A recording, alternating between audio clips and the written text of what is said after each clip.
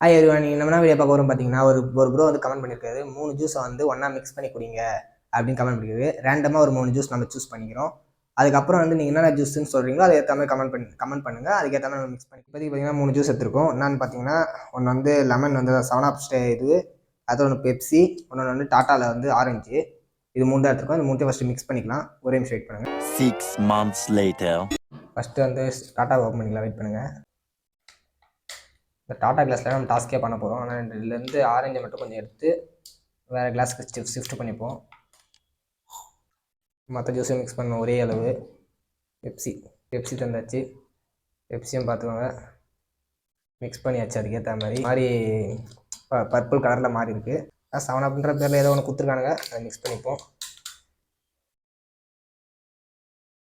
இப்போ வந்து இதெல்லாம் நம்ம குடிக்க போகிறோம். ஒரு எல்லாத்தையும் மிக்ஸ் பண்ணியாச்சு. இப்போ இதுதான் குடிக்க போகிறோம். எப்படி இருக்கணும்னு தெரியல, டேஸ்ட் நல்லா இருக்கும்னு நினைக்கிறேன். பார்ப்போம். அவ்வளோன்னு தெரில, எல்லா கலரும் சேர்ந்த மாதிரி இதுனா பெப்சியோட டேஸ்ட் மட்டும் ரொம்ப ஹெவியாக அடிக்குது. மற்றபடி அது டாட்டா டேஸ்ட்டும் நல்லா இருக்குது. 2 தான் தெரியுது. 7up டேஸ்ட்டு சுத்தமாக தெரியவே இல்லை. நல்லா தான் இருக்குது.